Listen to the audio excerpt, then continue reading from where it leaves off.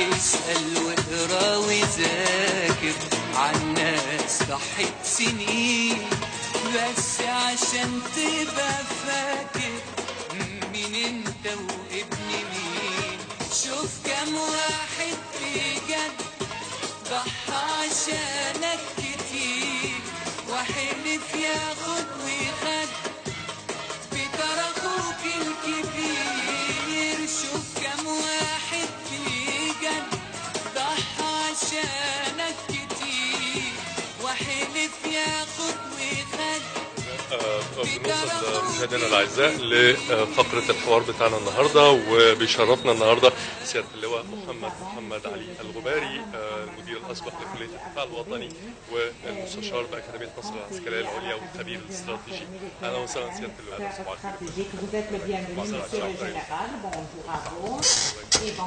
بدايه لو بنتكلم على الحرب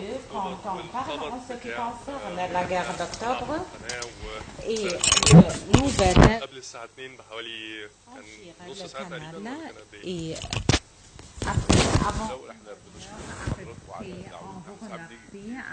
de votre invitation. Ici, c'est le symbole. Quand on parle avec une sainteté, le poste des martyrs. Le martyr, c'est le symbole de tous les martyrs qui ne savaient pas parler en eux-mêmes. Le temps de la guerre, j'étais un général d'opération dans la 2e équipe et je suis responsable en ce qui concerne l'assurance des ponts. Moi, et j'avais avec moi la police militaire dans un point qui s'appelle le point de la révision. On ne savait pas précisément qu'à midi, avant le franchissement de 2 heures. Je veux savoir votre sensation ou votre sentiment quand ils vous disent qu'on va franchir le canal après 2 heures. Ces sentiments, je ne savais pas les traduire actuellement, mais j'étais entre une stupéfaction et une joie. Est-ce qu'on avait accompli toutes les mesures comme il faut? Nous étions dans un entraînement.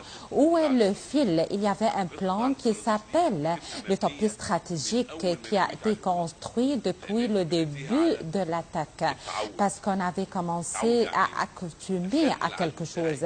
C'est-à-dire, je fais accoutumer mon ennemi à des mesures routinières que je le faisais pour tout le temps. Parce qu'il va croire que je ne vais pas faire ou déclencher une guerre. Et mes forces et mon feu ne sont pas prêtes à me défendre ou à m'attaquer. Donc, j'avais réalisé la moitié de la victoire comme ça. Il y avait beaucoup de mesures. Le premier axe, c'est de faire le projet stratégique, c'est-à-dire payer avec forces armées, c'est-à-dire toutes les forces armées. En outre, les points ou les parties civiles dans le pays, quelle est leur réaction? Nous allons trouver l'ennemi ici va faire une mesure contre moi. Il va être bien prêt et il va avoir un problème dans l'immobilisation. Il ne va pas affecter sur la vie. La vie bloque, l'immobilisation bloque la vie. Donc, leur perte va être plus grande que moi. Donc, quand je fais ce projet annuellement, 2 fois annuellement, donc il va faire une immobilisation 2 fois chaque année. Leur vie se bloque ou s'arrête et après, on avait fait le même sujet. Donc, les Égyptiens, ils préoccupent leur peuple avec ces préparatifs jusqu'à le temps de la guerre. Le projet de l'immobilisation dans la même année se termine le jeudi avant octobre, comme l'octobre avant-hier. Et nous sommes aujourd'hui le samedi, le 6 octobre. Donc, toutes les forces qui se trouvent clarifient ou ils sont pareils comme ils vont reculer. Non, ils récupérèrent leurs compétences parce qu'ils vont attaquer le samedi. Et c'est-à-dire les tribus du franchissement, les ingénieurs qui vont franchir, toutes les équipes de la défense aérienne, ils vont reculer. C'est ce qui paraît. Mais l'aspect ou le côté juif, est-ce qu'ils vont une utopie comment de leurs paroles? Ils ont libéré des documents, un comité qui s'appelle Granata, qui ont jugé les dirigeants israéliens à leur défaite. Vous dites un comité et un jugement, il prétendait comme il veut, mais les mesures se trouvent. Ils ont jugé le Conseil de ministres et le ministère de la Défense, et ce livre a été traduit et ces documents se traduisent dans le centre de la traduction au ministère de la Culture, Dr. Brahma al-Bahraoui, qui l'avait traduit. Et il y avait des manuscrits à la foire des livres cette année et l'année passée. Ils ont avoué de ce sujet. La première partie qui me préoccupe à le clarifier bien, que l'ébranlement qui leur attend, est-ce qu'il y avait une guerre ou non, est-ce qu'on va faire une immobilisation ou non, voilà, c'est la base, le problème entre l'état-major et le premier ministre, est-ce qu'il va déclarer l'immobilisation ou non, et s'il y avait une polémique, les renseignements généraux, le Mossad et les renseignements militaires, les deux se mettaient d'accord qu'il n'y avait pas une guerre. Donc, bon, le front syrien se brûle. Ils vont faire un retrait et on va faire une immobilisation partielle le matin. Diane, cette réunion était à 5 à 8 heures du matin. Il allait pour voir comment est le front. Il y avait des soldats qui se baignent dans la mer. Il y avait des soldats qui jouaient football. Et il y avait des soldats qui, sous l'ombre de ces instruments et de ces appareils, il avait retourné au Conseil des ministres. Il n'y avait pas quelque chose, mais il y avait des mesures avant cela. Et on avait ouvrir les congés ou les vacances devant les soldats. On ne prenait pas une vacance que 24 heures seulement et les soldats vont se voyager avec leurs parents. On avait ouvrir les vacances de l'été estivales, le pèlerinage. On avait fait une autre chose également qui a été très importante et principale. Le pays vide les hôpitaux par les malades afin de recevoir les blessés. On veut faire vider ces hôpitaux sans déclarer l'immobilisation. Il y avait une histoire avec un médecin qui n'est pas brave. Il avait prendre une expulsion de forces armées. Il avait diffusé comment vous faites une purification de maladies et vous ne le faites pas. Et les hôpitaux commencent à faire cette campagne sanitaire pour purifier du tétanos. Voilà, la dernière jour pour la purification était le jeudi. On avait fait ouvrir les hôpitaux par une toute petite analyse. Et d'ici, le plan était complet. Et les services de renseignement également avaient absorbé ce sujet sans sentir de quelque chose. Et tout en assurant ce sujet, le comité avait fait isoler l'état-major de son fonction avec une privation de tous les métiers civils également. Donc, ces deux punitions, ça ne va pas du tout. C'est une allusion que les services israéliens avaient absorbé le plan de la falsification stratégique. On veut savoir le mensonge de la ligne du Barlef, on ne peut pas le démolir, qu'il est invincible. Comment vous faites, qu'est-ce que vous faites dans les opérations? Est-ce que vous avez croire ces nouvelles? L'axe de la préparation de la guerre d'octobre était après la défaite en 67 et Abdel Nasser impute la responsabilité. Depuis qu'il avait fondé, le Conseil de la défense nationale pour que la décision soit collective et pas singulière et que ce Conseil mette la politique stratégique et militaire également des forces armées. Même ce Conseil avait fait une dispute avec El Sadat quand il voulait faire une guerre en 71 et le président Sadat avait accepté ce sujet et il continuait avec eux. Ici, les préparatifs, comment ils se font? J'avais une défaite, donc l'ennemi voulait une soumission complète. Est-ce que vous allez accepter ou non? Je ne vais pas accepter. Quelle est la preuve de l'inacceptation? Je veux faire quelque chose et dans mon extrême point de faiblesse et force. J'avais fait 3 choses lors de 2 mois. En mois de juillet, j'avais fait une frappe aérienne en Sinaï. C'était une frappe très influençante et il l'avait démolie. Numéro 2, à la fin du mois, 22 ou 25, 7 juillet, un groupe de forces du commandos avait arrêté 15 chars qui sont allés pour s'emparer pour Fouad. Ils ont arrêté les 15 chars chez Ras El Aïch parce que c'était une ligne singulière. Ils l'ont frappé avec cette embuscade bien respectable. Donc, ces forces armées sont bien réveillées. Ils ne dormaient pas. C'est également stupéfication par les grandes frappes. J'avais frappé Eilat avec les missiles.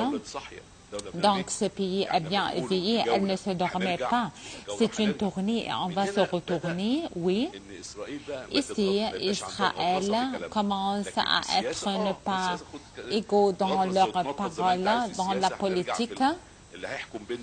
Qui va gouverner entre nous, qui va régner entre nous, ce sont des territoires. Donc, ces préparatifs étaient sous ces rideaux de la force. On frappe et on recevait des frappes. Donc, cette guerre qui avait enseigné les Égyptiens une frappe effective et efficace. Parce que quand on avait la ligne du Barlef, les estimations des Russes dans ce sujet, 30% étaient pertes dans les frontières et 30% pertes dans les points forts, 40% qui sont perdus. Donc, on va récupérer notre compétence pour retourner une autre fois. Ici, ils ont fait une faiblesse chez nous, mais les bonnes idées militaires, on commence à faire entraîner les gens en franchissement, à être volontaire et à choisir qui pouvait cultiver ces mines, moi, qui va franchir l'autre côté, c'est moi. Donc, il y avait un qui était parmi mon promotion qui avait insisté à franchir un point fer pour prendre quelque chose, parce que la normalité des Juifs, quand il y avait ils se réunissaient dans des points. Il avait franchi le canal de Suez et il avait entré à l'intérieur du point. Et deuxième jour, et je vais aller la prochaine fois. Donc, la chose la plus importante était le défi. Oui, il y avait une tribu à Alcantara qui avait franchi le côté du nord 6 heures et 7 ont été blessés. Ici, ont trouvé la mort. Les 60% qui sont perdus, ce sont des paroles théoriques et des estimations théoriques. Quand on avait le franchissement, les pertes étaient futiles. En 1973, il y avait un développement dans l'armée égyptienne avec toutes ses capacités. Nous avions un armement russe et nous avons des accessoires et dans les chars également la même histoire. La technique militaire et les ingénieurs avaient fait des recherches pour faire développer ces armes. Et en même temps, cette sensation, comment peut-on faire fonctionner nos armes? Je vais vous dire quelque chose. La mentalité égyptienne est très productive. Elle avait un but clair et s'il est sur la ligne juste. Vous avez un problème dans les accessoires, il commence à faire ou à apporter les accessoires. Ces accessoires, je ne peux pas vivre 10 ans, mais je peux vivre la période de la guerre. Il y avait deux entraînements. Nous avons deux principes dans la guerre. L'entraînement sur le théâtre qui est semblable sur les opérations et entraîne également à tout ce qui est nécessaire pour la guerre, ce qui ressemble la guerre. On avait fait les maquettes et je vais les transférer au bord du Nil avec tous ces détails, avec les rochers et l'entraînement. Et l'entraînement sur le théâtre également des guerres sont semblables. Je vais déplacer également à un autre point. Quel est le rôle de la guerre? Je suis aujourd'hui un militaire. Je vais franchir le canal. Je vais faire grimper un plafond qui est 20 mètres. Mais je ne peux pas grimper comme il faut. Je vais faire une invention, l'escalier par la corde. Je monte à travers la corde. Numéro 1. Numéro 2, même le push par le soldat est grand. Qu'est-ce que je peux faire? Et il peut nager, etc. On avait inventé une jaquette qui va collecter toutes ces choses qui s'appellent la jaquette du franchissement. Donc, le soldat, ses mains sont vides. Toutes ses armes sont avec lui, ses mines, son nutrition, tous les produits alimentaires et toutes les armes qui sont nécessaires à lui sont avec lui. Donc, il est facile à travailler, à grimper facilement avec plus de flexibilité. J'étais dans un char, par exemple, et je fais diriger des frappes. Mon char n'est pas défensif. Je frappe 1600 mètres, par exemple. Le kilo, je peux frapper dans ce kilo 7 ou 8 balles. Donc, comment peut-on entraîner à utiliser la terre? C'est un axe qui s'appelle l'axe de Ammar. Ce sont des paroles documentées. Le général André Bouver, quand il avait visité avec le président Sadet, il avait dit ces chars qui sont frappés, ceux-là, ils ont dit que les chars égyptiens, les 34 qui ont frappé les chars Centauria, parce qu'il avait descendu avec ses instruments et ses appareils, il avait fixé, parce qu'ils peuvent utiliser ou exploiter la terre morte et monter sur la terre haute. Donc, l'utilisation de la terre ou l'usage de la terre comme une nécessité à sauvegarder nous-mêmes afin de réaliser la victoire. L'année d'entraînement est une année. On s'engage par l'entraînement, on l'avait fait 2 fois. Si on parle en ce qui concerne le rôle des Arabes dans la guerre d'octobre.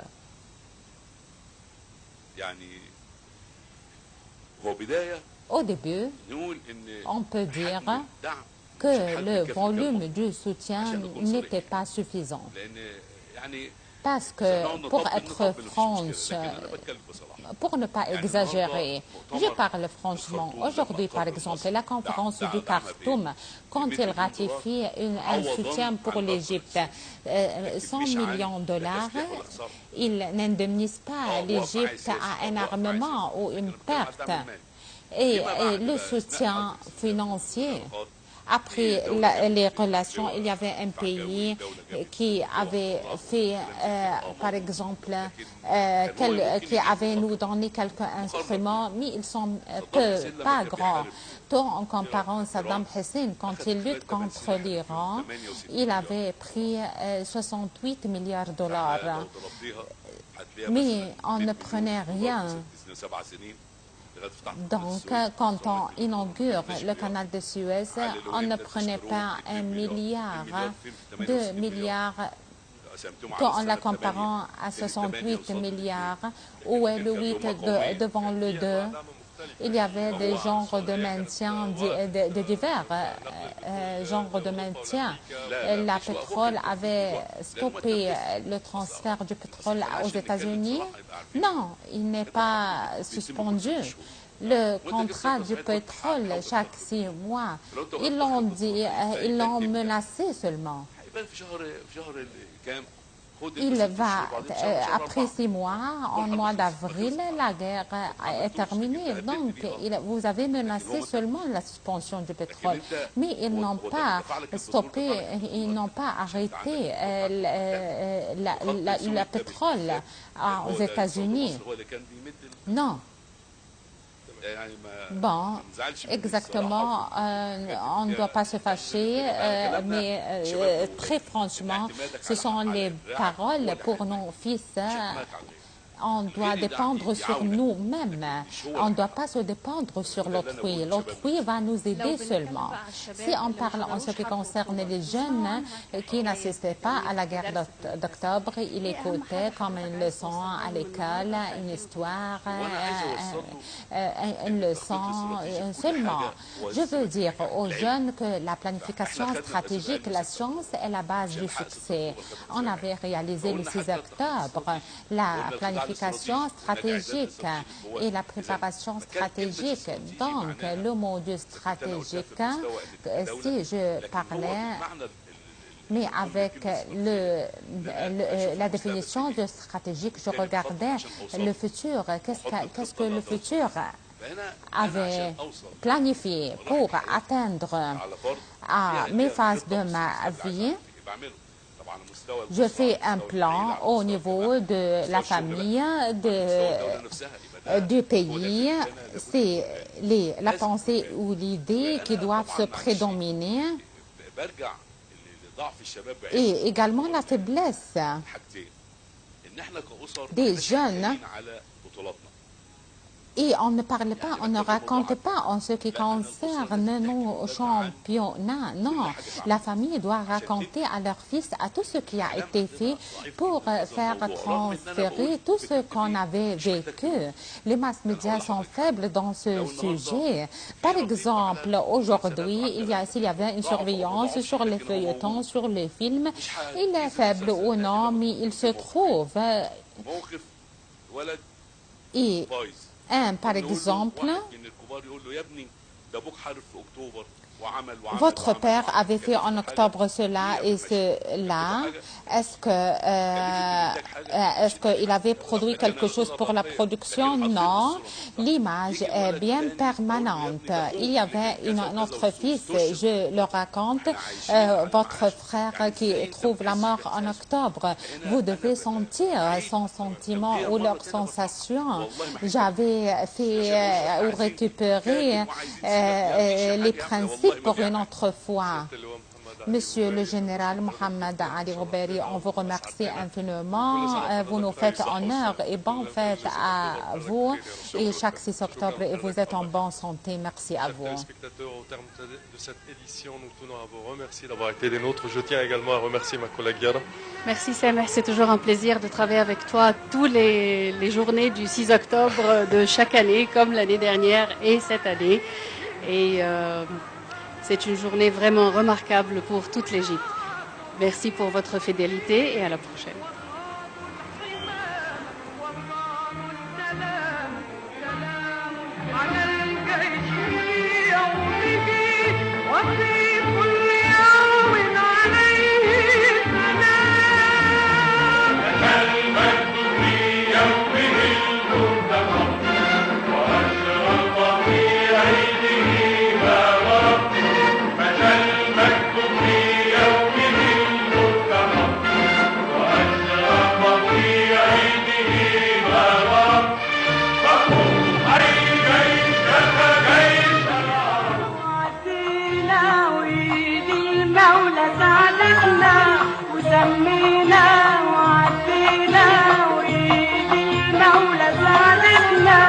جمعنا كل قوتنا وسميتنا عروبتنا جمعنا كل قوتنا وسميتنا عروبتنا وسمينا وعدينا وإيد المولى ساعدتنا وسمينا وعدينا وإيد المولى ساعدتنا وسمينا وعدينا وشقينا طريق النصر